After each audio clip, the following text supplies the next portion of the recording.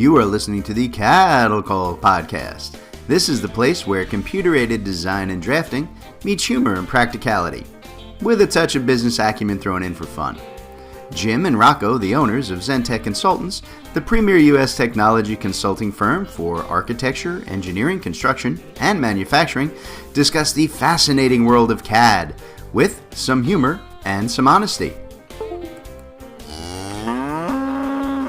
The Cattle Call Podcast. Hello, everybody, and welcome to another episode of the Cattle Call Podcast with Jim and Rocco from Zentech. I'm your host, Jim Coppinger, the entertaining and good-looking one, and with me, as always, is my partner, Rocco Parisi. Good-looking? See, yeah, but I get the intro. All you got was your name, so I'm definitely the much more entertaining one. And you know, I'm going to pretend I'm good-looking. I have a face for radio. We've talked about that before, so it works out well. Oh, it's a good thing we got a guest on the line today. It does help. With us again today, we have the ever-popular Mr. Robert Green. Robert is the Director of Implementations over at Bricsys. He's also a noted speaker, consultant, writer, expert on all things CAD-related. And he's run the Robert Green Consulting for many years, and he's also the author of, as we all know, the Catalyst Magazine's CAD Manager's newsletter, and he has his own book out there, Expert CAD Management, The Complete Guide. So, Robert, thank you for being here again. You're most welcome. It's a pleasure. Well, is it really? Well, at least, I'll go with the fact that you'll tolerate us, so I don't know if I'd go so far as a pleasure. I mean, my wife tells me it's not a pleasure to talk to me, so I'm going to have to assume that you're just being nice. So it's like sitting in the middle of a two-ring circus. It's great. Hey, look, we got a third guy. I'm hoping you're going to be ring number 3 today. Come on. We'll see. We'll see how it goes. Excellent. All right, so today we are talking about clean software implementations with Robert. So what does that mean? It means we're going to be talking about some overall software processes that, even though we are going to be staying focused kind of on the CAD arena, since this is the Cattle Call Podcast, but we're going to be talking about really does apply to all industries, right? So it doesn't matter if you're, a standalone tech guy in a small construction firm, or, you're a one-man consulting shop, or, even if you're like the CAD manager for a large-scale design firm. We're going to talk about how to do clean software installations. So, now that sounds like it could be a simple process, right? But there's a good bit more to it. And we have Robert back again today, right, to kind of walk us through the most important steps of prepping your network and your systems for whether it be an upgrade or a fresh installation of your software. So I think with that, all right, Robert, we'll start with you. And I guess the first thing we need to get into here is planning, right? Where do you begin when you're facing a major upgrade or a brand new software install? How do you start planning for an upgrade of that nature, and what are the major concerns that the folks listening should really be aware of? Excellent topic. For me, it is realizing that you have the opportunity to maybe once in a decade, once in 2 decades, to actually get a clean, fresh start on how you do business. I mean, almost every place I go into, they're like, well, we've got all this stuff that's over here. It's on this server, and it's stuck over there because we're mapped to it, and we can't change it. And there's all these things. There's user irritations.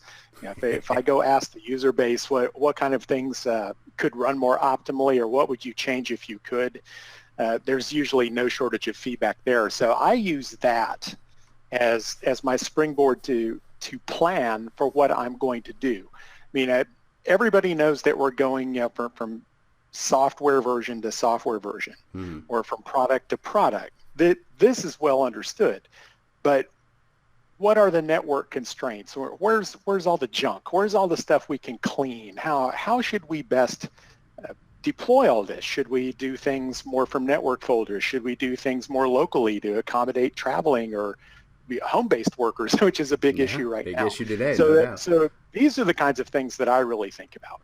Okay, and I think you had a really important point there, which is getting the end user's input. Like you said, I mean, we've both done this so many times. We know that if you just make changes because you think they're the right thing, or like I said, as you're moving from software version to software version, people resist. They fight back because they just see it as more work, more time, more effort on their part.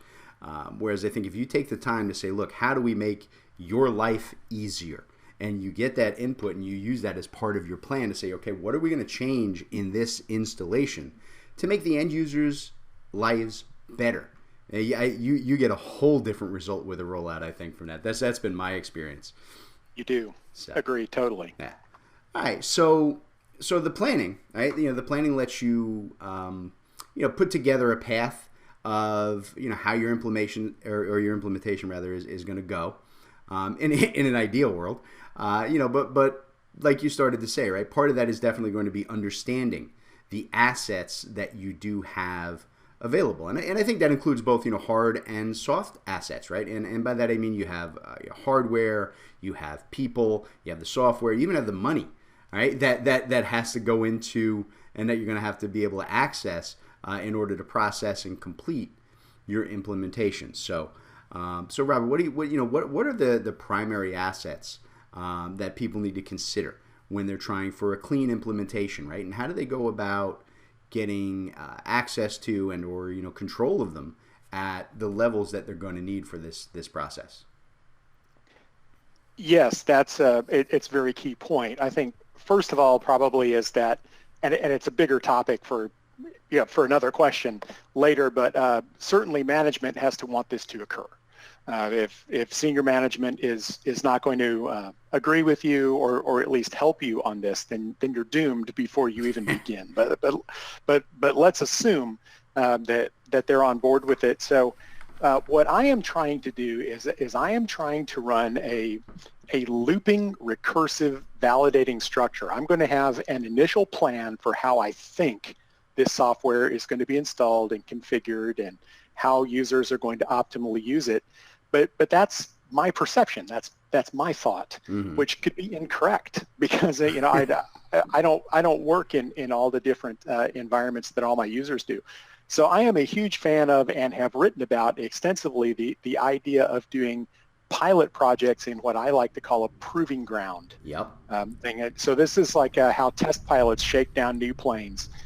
We configure the plane in a way that we think it's going to work. We fly it, we land it, we interview the pilot. What worked, what didn't work, what should we change, what should we tweak, what was right, etc. And I'm trying to do this in a CAD context.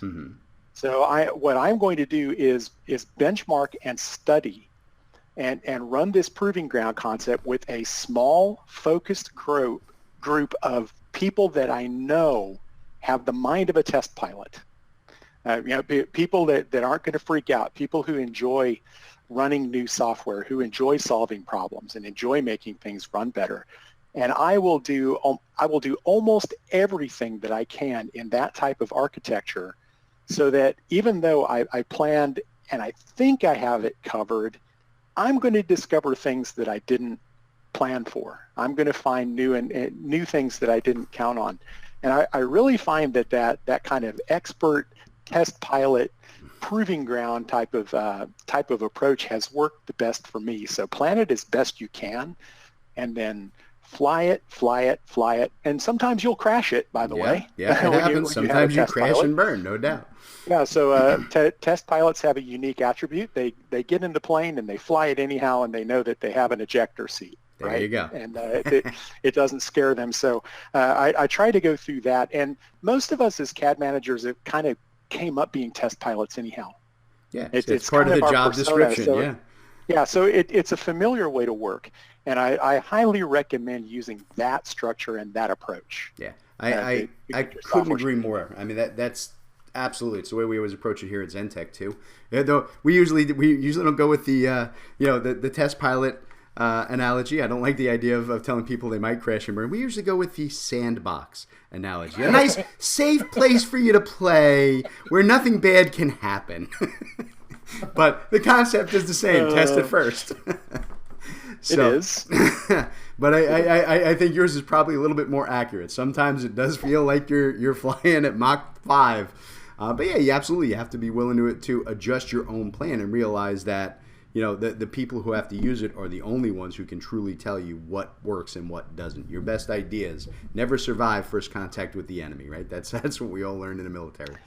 So, all right, yes, that's a fantastic thing. I mean, in my personal experience, I think the biggest part of any implementation is like you started to say before, it's really struggling to get the management level of support that you really need.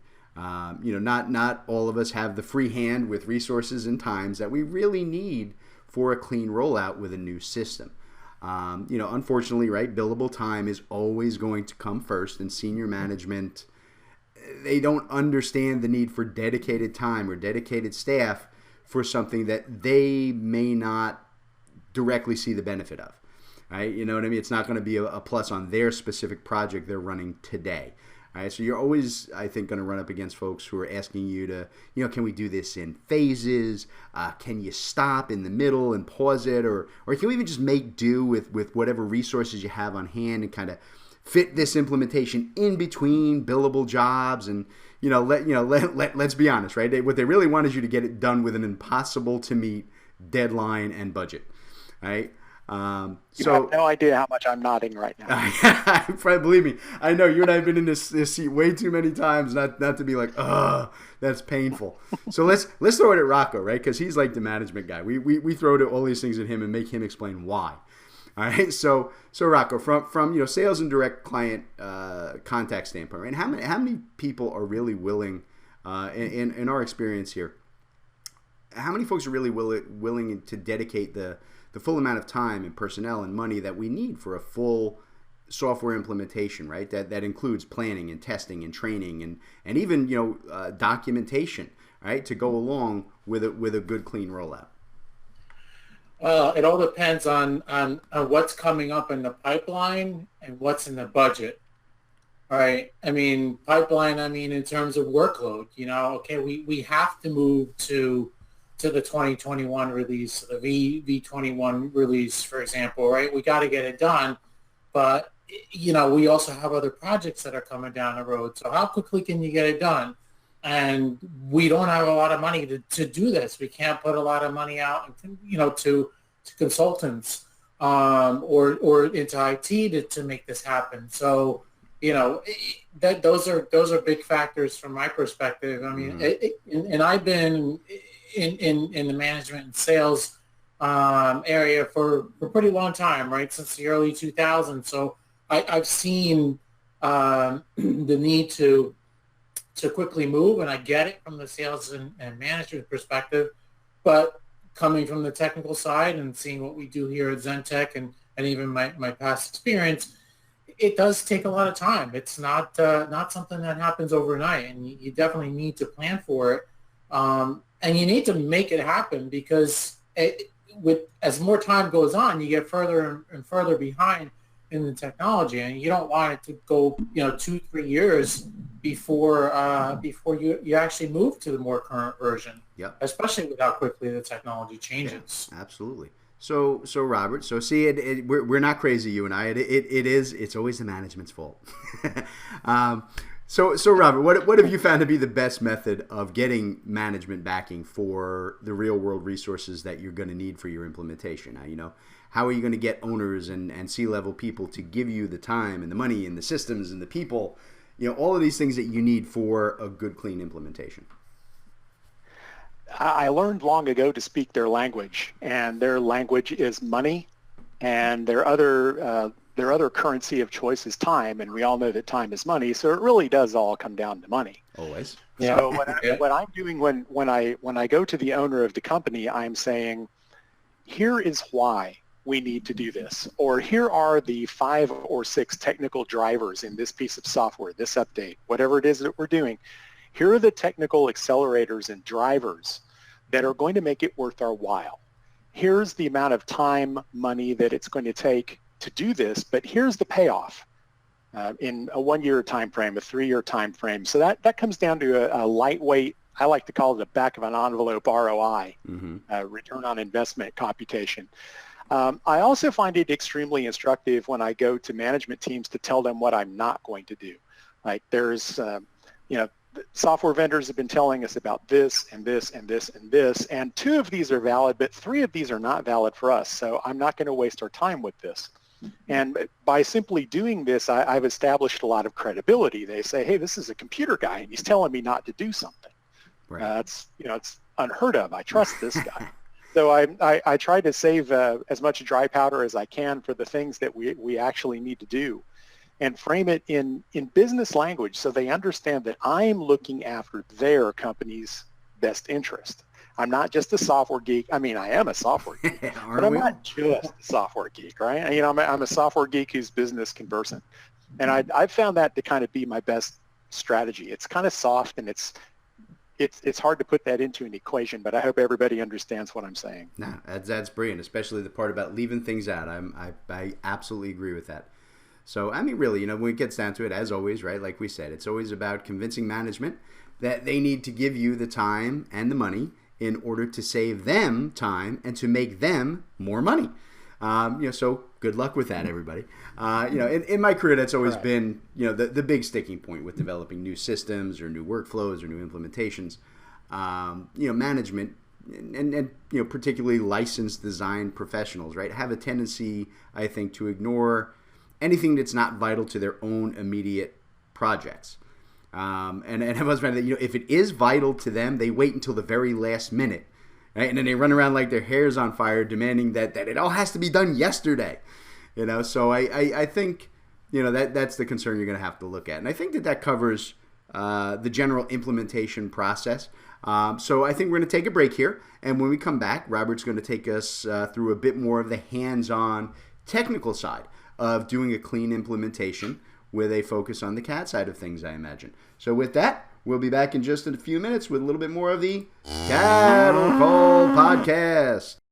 Today's Cattle Call Podcast is being brought to you by Bricsys, the latest and greatest CAD software out there on the market today. It's growing by leaps and bounds, and the beauty of it is that Bricsys allows you to use all of your current drawing files, all of the CAD commands and macros and features and Lisp routines and customizations and configurations that you've already developed, right? Without any transition. Your people can be up and running in Bricsys in a matter of hours, right? So to help you make that transition here at Zentex, one of the things that we've done is we have actually created a Make the Move to Bricsys program to help you move from your Autodesk-based platform over into Bricsys with minimal time and risk and investment.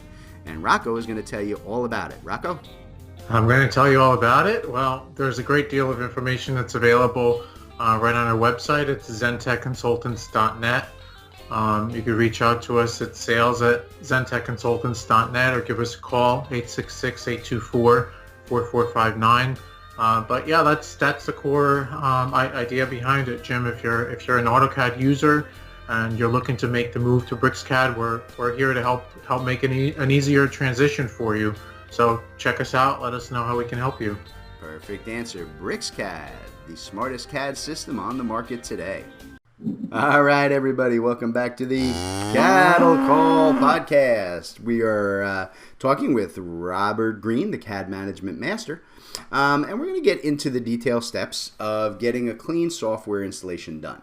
You know, in the first half, we kind of talked about general concerns, but now I want to get into detailed processes, right? We're going to talk about, you know, the CAD software install process, but really, you know, the processes that Robert's going to cover can apply to really any type of software installation. So Robert, you know, since you work with Bricsys nowadays as their implementation director, right? I assume we can start with that as our primary example, if that's okay with you. Okay. Yeah, I thought you'd agree. So, you know, if I just purchased Bricsys and I am making, you know, the very smart move away from their big name competitor, we won't mention them today, and into Bricsys, right? What are the first things that I need to get in place for a big change like that?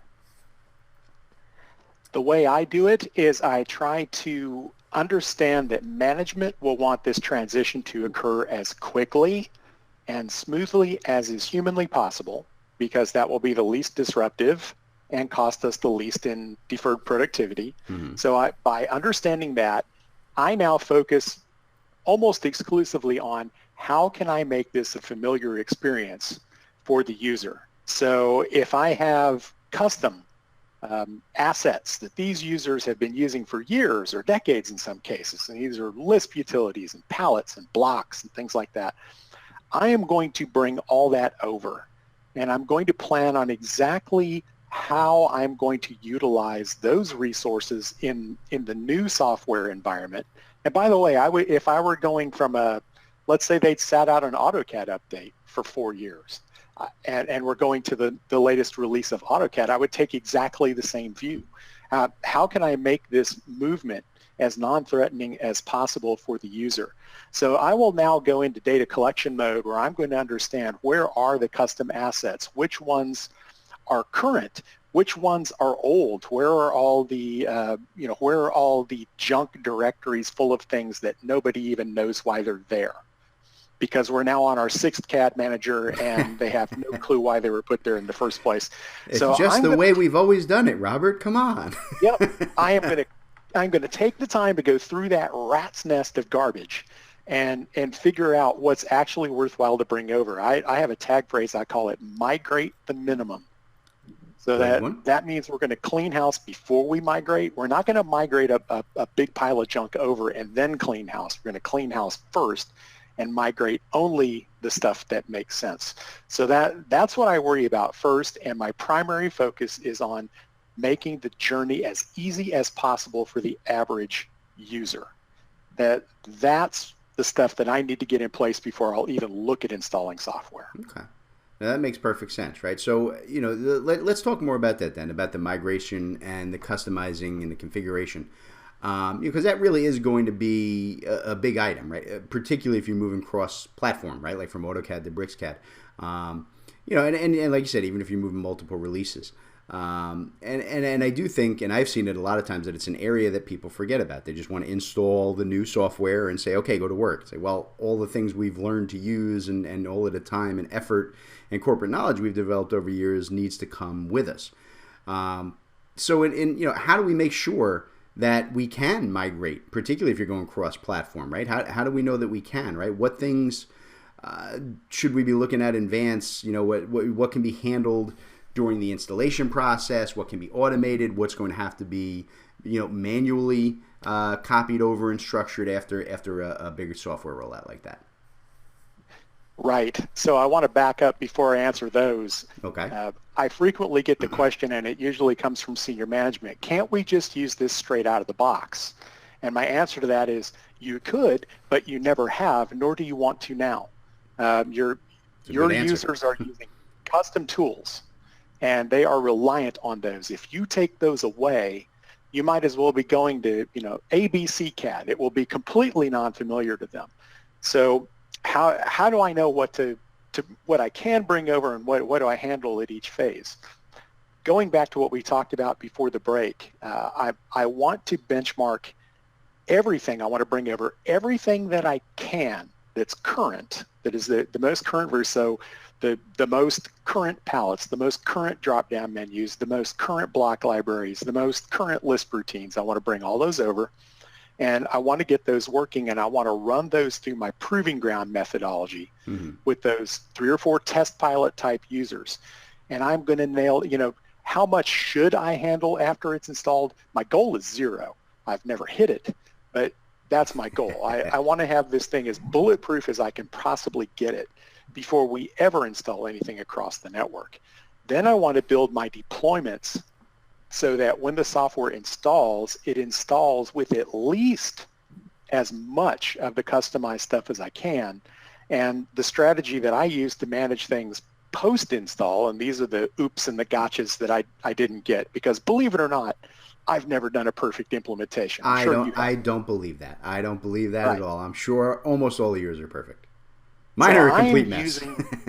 I'm using pointers, right? I'm using like auto loaders, files that are instructed to go back to predefined network directories to auto load libraries of files from that location.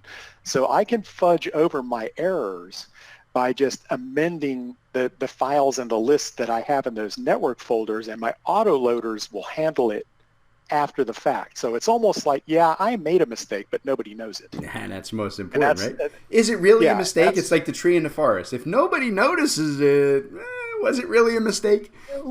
Well, you know it, I know it, and our couple power node users know it, but hopefully nobody else knows it. My goal is to find almost all that stuff with my test pilot super user, power user types.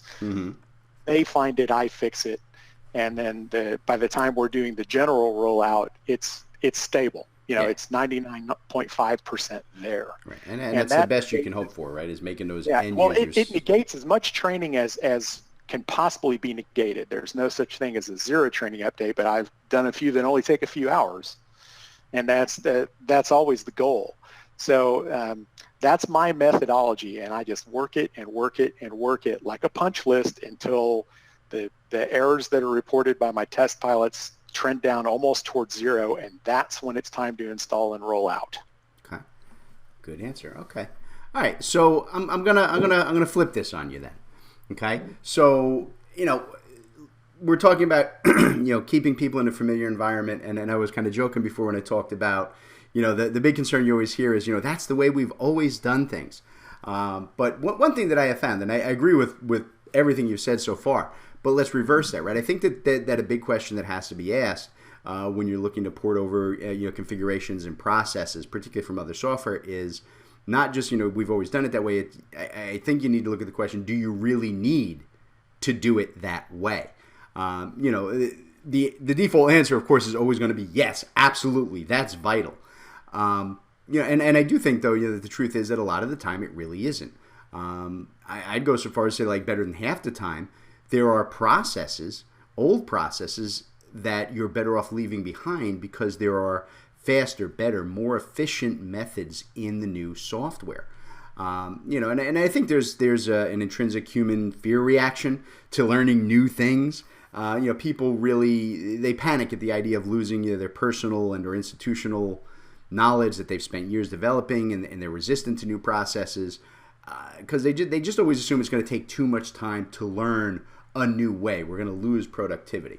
So Rocco, this constantly comes up on our calls every day when we're talking to clients, right? How do you address the I want it to work exactly the same as it did before issue, right, with clients, and how often do you think it comes up? Well, yeah, so many people are resistant to change, but it's technology, right? I mean, you're paying for technology so that you're able to advance your team and save time and money in the long run. So, it comes up, but it's just a matter of having discussions and changing the mindset. And I think if you present it in that way, well, what do if you want to stay, quote unquote, in the Stone Age, then what are you paying for the technology for on a repeated basis? Okay, it's a fair point. So Robert, how would you recommend people approach that learning curve, right? What's the best answer for deciding, right, what are important configuration transfers that you need and want to maintain, and which ones are outdated and tied to the old software that can be left behind? How do you help people decide that, and how do you work with them to train on and decide on what are better processes in this new system? Yeah, it's a great point. And again, I was listening to Rocco, and I was just, you don't know how much I was nodding when I heard all of this. But so some of the techniques that I use is, first of all, I talked about what's the old junk and what can we get rid of so that we can migrate the minimum over. Now, quite a lot of times what I see is, let's talk about how we would insert doors on architectural plans. I find out that people are doing this 12 different ways, yet we have a standard for how we do that. So about 11 of these ways are actually in violation of the standard. So one of the places that I will put my foot down is we're only going to migrate over the best practices that are our standards, that have been determined to be technology accelerators for us. This is a great way for me to clean house and kind of get rid of a lot of that. I'm going to call it the dead wood, the old processes. These are the people that are, that are using Bricsys V21 like they used AutoCAD 25 years ago. Yep. So that's how I try to get rid of some of those workflows. The other thing is I take what the test pilots tell me as we're going through the new version of the software. I really take that with a heavy dose of influence, because these test pilots they're educated on the new version of the software. So if there's a feature in this new software that's not been there in the past, I'm going to make them aware of it so that as they go through their test workflows, they can say, this clearly works better.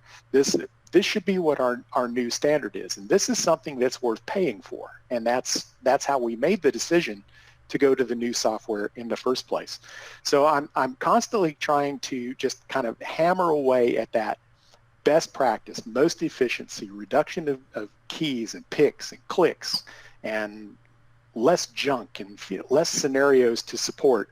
I'm just kind of like a minimalist evangelist, is the best way that I can think to do it. Guys, we're just simply not going to support these 28 old ways of doing it because there were 28 old ways. What's the best way? Right. Pick the best one and roll with that. And keep talking about that. And I find that to be very useful. But I thought Rocco made a good point, right? Why, if we're just going to keep looking at things the old way, then why are we buying new technology to do this? And I have an answer for that, and it's called training wheels. Why did we leave the tricycle and go to a bicycle when we had to have training wheels to get there? Well, that's because when somebody comes off the tricycle and gets on the bicycle, they're going to fall over and hurt themselves quite a lot before they get the hang of it. So we put training wheels on them. So a lot of times when I'll migrate people over to BricsCAD, I want it to work just like their AutoCAD, and that's the training wheels. That's a very good analogy. And then as they get confidence and they actually start to balance on the two wheels, we can kind of take the training wheels off of there, and they don't even know they're riding the bike yet, but they are. And that's when they start using the more advanced feature sets. And that's the way that I've also migrated people from conventional CAD to BIM or mechanical modeling. Like bring them over in a way that's familiar and not threatening, and then let them evolve into the new technologies as we go forward. And my training will never, ever speak to the old training wheel way of doing things. They already know that. Right. They already know how to ride a tricycle. So the training will just be advanced usage. This will be how to ride a bike with speed and elegance, and we'll up their technical skill set as we go along and do any further training. And I find that has been the least threatening way, from a user acceptance point of view for me to approach it so far. Nice. That's a great approach. So I did have one other quick question that just popped into my brain while you were talking, because it's just going to be your test pilots. All right. So like I said, we're going to set up a pilot group. They're going to be the leaders here. What do we do in terms of training them, right? Where do we begin with making sure as they get into it? Because they're making a bigger move as well. So what kind of effort and time, and I ask this because it's something that I always run up against against management. They never want to actually train their test people in advance of testing. How do you address that? What I say is every hour, let's say that we have 50 people on staff who use CAD here. Mm-hmm. If I want to give all of them 1 hour of training, they're really not going to learn a whole lot in that 1 hour, but I am going to spend 50 hours worth of training budget. If I take that 50 hours and put it into my 3 test pilots, I can get them 2 days of detailed, comprehensive technical training, and maybe break that over 2 or 3 different sessions so they really have time to absorb it. Those people will then become the deputy trainers, if you will. They'll become the thought leaders. They'll become the power users who help impart that knowledge into that user base. And of course, it's going to be, in the long term, that's going to be self-supporting. That's a self-sustaining option, having your expertise internal to your company. So I want those people to be really knowledgeable. That's how I came up, and I personally had to struggle to get those training resources myself. So I feel your question. Yep. Train the trainer is the right answer. No, I agree 100%. That's fantastic. Perfect. All right. So I think that we've covered most everything. I think we can leave it there for today. And I want to thank Robert Green for being here as always and coming back and not being frightened away by my annoying personality. Thank you for that, Robert. You're great, Rocco. You're great also. Like I say, it's fun to sit down in the circus and watch you guys on the trapeze. There you go. There you go. So hey, before we get out of here, would you want to point out to everybody where they can find your book? You can get it on Amazon. is the easiest way to do it. And of course, you can always sign up for my Catalyst newsletters at catalyst.com. There you go. See, we always got to get the plug in. That's the important part. All righty, folks, we are out of here, and we will catch you next time on the Cattle Call Podcast. All right, everybody, today's Cattle Call was brought to you courtesy of Zentech Consultants. That's Rocco and I. Zentech Consultants works with design and manufacturing firms to help our clients purchase and implement the software that they need in these complex industries. We provide a single point of contact for clients to buy, develop, and learn the most vital software systems for your specific needs. Zentech strives to be your trusted technology partner from your initial needs all the way through long-term support and training for your entire staff. So Rocco, why don't you tell them how to reach out to Zentech? All right, yeah, you can reach out to us through zentechconsultants.net. You can email us at sales@zentechconsultants.net, or you can even call us 866-824-4459. Excellent. We look forward to hearing from y'all.